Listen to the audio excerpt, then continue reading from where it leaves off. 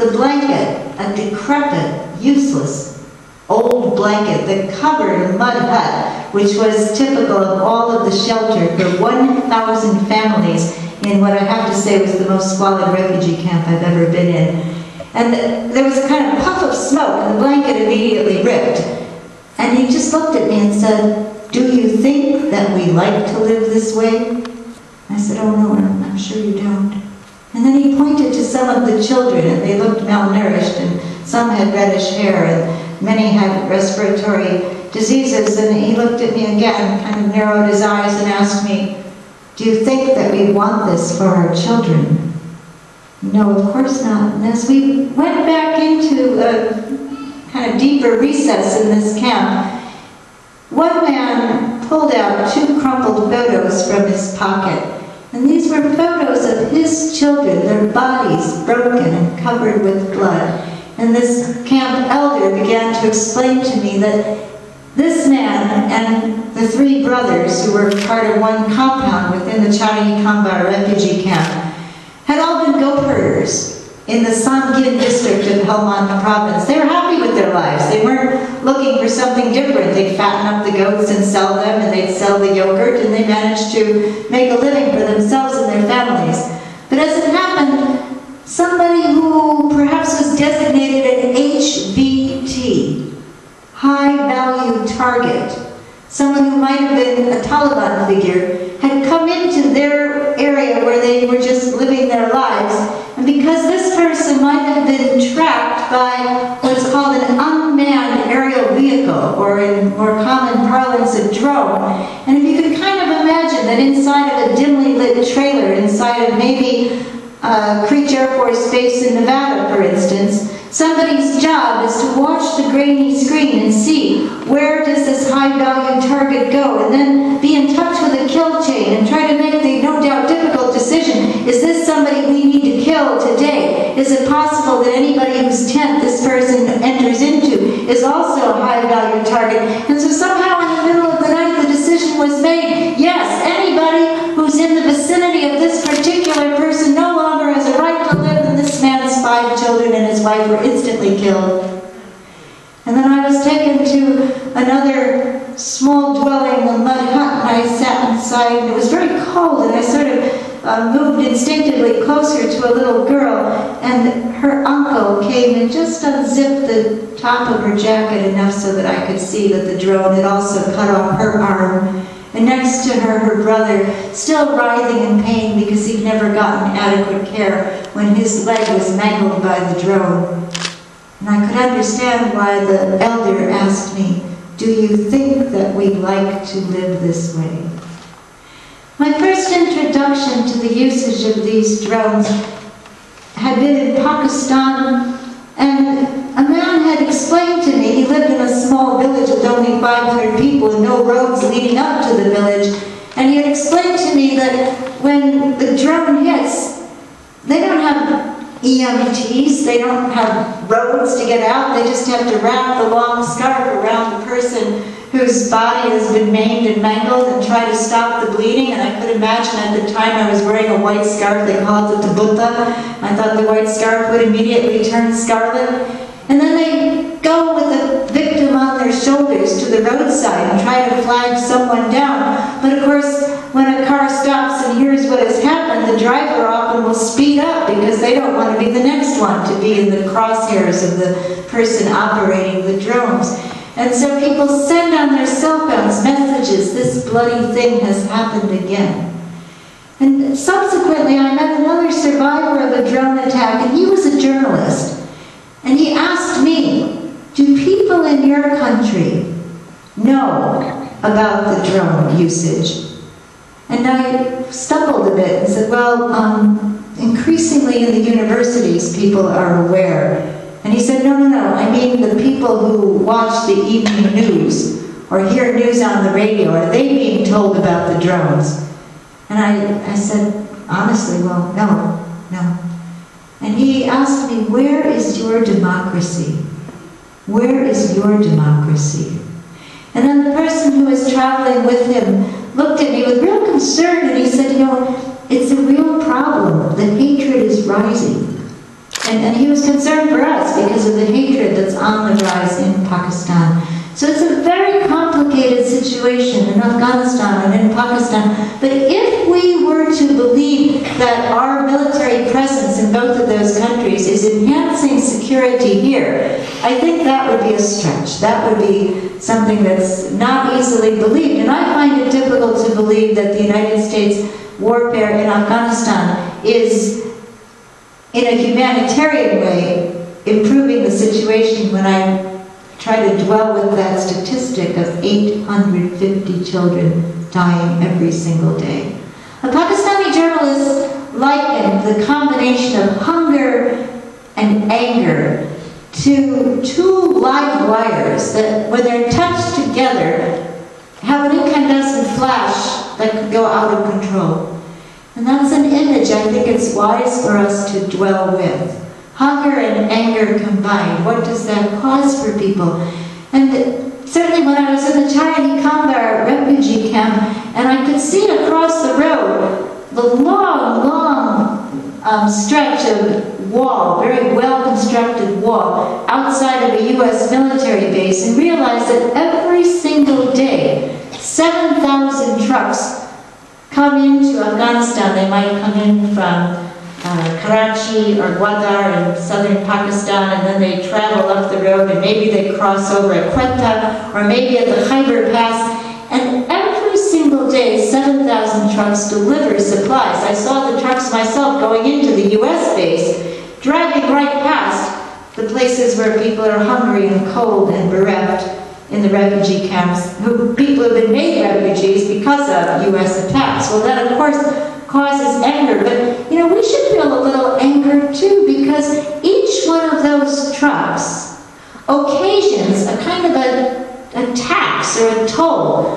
$1,000 per truck. Okay, if we start doing the math, 7,000 trucks a day, $1,000 per truck. Who gets that $1,000? The warlords who are controlling the roads. They're no fools, and so they just up the price as high as they possibly can, and the United States military pays it, because otherwise they can't tell the troops, sorry, the trucks got torched today, we don't have dinner for you. And if they don't pay, then the attackers who can attack the camps where the trucks are parked will do so. You read occasional reports about trucks that were torched in Quetta or at the Khyber Pass. So who's paying for that? Well, the average United States taxpayer is forking over the bill. So that the Congressional Research Information Service tells us that, for instance,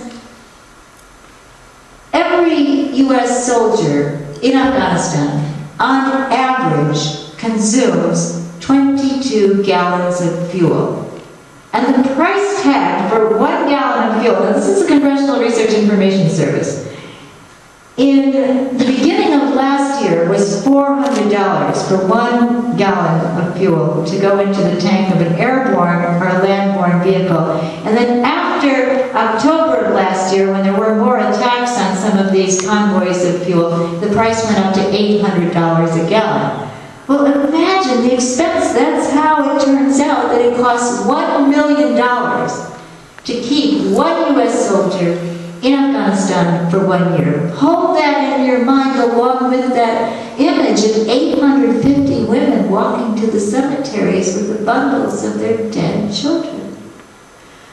It costs $2 billion a week to keep this occupation going. Why? For what reason? Is it because we're somehow endearing ourselves to people in Afghanistan? I was in Bamyan, which is in a place in the Central Highlands where there's not a lot of combat activity, in fact, hardly any. And I was kind of surprised at the white-hot anger that Bamyan University students felt toward me as an American. And a young university student asked me this question. He said, do Americans care more about noses than fingers? And I was out. I didn't know what he was talking about. I was sort of humiliated. I was looking at my team members. Does anybody know how to answer this question? And the student asked me again, my question, do Americans care more about noses than fingers? And he held up a copy of Time magazine Well, I sort of knew what that was about. A young woman, Aisha, a beautiful young woman, had been mutilated by her own family members because she had violated the sexual mores in the code of the family. And so men in the family were going to assure that no man would ever be attracted to her again, and they punished her badly by mutilating her face, mutilating her nose. The subtitle in the Time magazine cover said, "This is why we must stay." Now, again, I have to tell you, I did not know what this young student was talking about until I was back in New York City. I was at the Mary House Catholic Worker in the basement, up with jet lag, got my hands on the newspaper, opened it up. Oh my God. And I was reading an article about a striker brigade in Washington State. And this is a brigade of people who've been trained for urban combat. They ride around in big, huge armor protected vehicles designed to go on missions in places where there might be riots or where there might be urban unrest. And this particular striker squadron was being brought before courts to determine whether or not it was true that they had gone on a 3-month killing spree, killing civilians. And apparently the staff sergeant had been on a tour of duty in Iraq. And during that time, he, I think, must have suffered trauma, maybe post-traumatic stress disorder. And he began to boast, even in Iraq, that you could get around the rules of law in warfare, and you could kill civilians and get away with it. You could plant a weapon on the corpse's body, or you could maybe figure out some way that it would appear that you'd been attacked first. Anyway, this got to be sort of a prove yourself activity in this particular squadron with the staff sergeant leading it. And they were redeployed into Afghanistan, and over a 3-month span, they would not only figure out situations where they could execute a civilian, and this was done repeatedly, but they would also cut off body parts and store them in jars and make maps about where the jars of body parts were stored so that they could retrieve war trophies upon return. So the young student in Bamyan knew all about this. I, the American peace activist, was clueless, and that's why he asked me the ghastly question, do Americans, do you care more about noses than fingers? And so I think we have to try to hear the Reverend Dr. Martin Luther King, who encouraged us in the Beyond Vietnam speech delivered at the Riverside Church, to try to see ourselves as we're seen by our opponents, and always to try to see the humanity of our supposed enemies. But I have to tell you, when I've been in, for instance, the Emergency Surgical Center for Victims of War, it's not hard to see the humanity. These are children. There was a little guy, Asmatura, and the physical therapist, Anna, was very proud of this youngster, because in many changes of dressings he had never cried. And Anno patted Esmatola on the head and said, he's a real Pakhtun. And Esmatola was beaming. He was so proud that he was being kind of complimented for the foreigners. And little Esmatola has no idea which side hit him. He was just with his family at the mosque, but he got badly hit. And his shoulder was broken, and his head was full of shrapnel, and 2 of his fingers had been broken. He wounds to his legs as well. And then Saifullah was a young guy who had been so proud. He was from Panjshir, and in that village people tend to have 15 children in the families, desperately poor, and I'd been to visit in his village, and he wanted to help his family, so he worked as a driver for the United States military. And he drove for 1 year and had good luck, and a 2nd year and he had good luck, and the 3rd year his vehicle drove over an improvised explosive device and it shot up in the air. When it landed, he had lost 2 of his legs, and he didn't have rancor toward the United States because he said that they paid him and this was a good job. I asked him, well, after they dropped you off, did anyone keep up with you or try to find out if they could help? And he said, no, I never heard from the Americans again. But then I asked him, if the Americans ever did a night raid in your village, Saifullah, What would you do then? And then he was immediate. He said, oh, I would fight to the death. Now let me depart and just tell you a story from my own experience. Once you're a high school study teacher, I saw Ram come in, and it doesn't quite go out of your system. Ram's taught for 27 years here in Richmond, so I have a history of having been a high school teacher. And I'm also, you've got an ex-con in front of you. I and Nancy Gowan and some others have done actions at, for instance, the School of the Americas, where usually occasions a 3 to 6 month prison stint, and I once did 1 year in maximum security prison for planting corn on nuclear missile silo sites. I don't know why I didn't do it more often. But anyway, I was, after having been in Baghdad all through the Shock and Awe bombing, when that bombing was over and months later I came back to the United States, my attitude actually was, show me the line, I'll cross it, because I felt so much disinclination to be in any kind of cooperation with the U.S. military at that point. So I went to Fort Benning, and I knew that at Fort Benning, not only were they training soldiers to go to Central and South America, but also members of the military police were being sent over to Iraq, and they were being trained there as well. So I crossed the line, and honestly, it wasn't my first season out. I'd been arrested enough times that going through the processing wasn't much more than for me going through O'Hare Airport and getting checked before you get on the plane. I'm a good Catholic, I do what I'm told most of the time.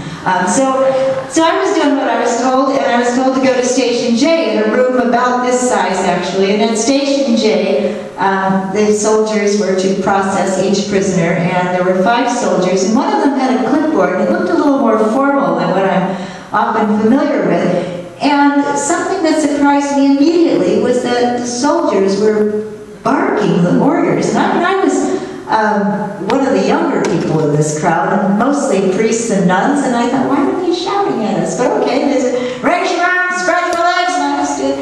And when the soldiers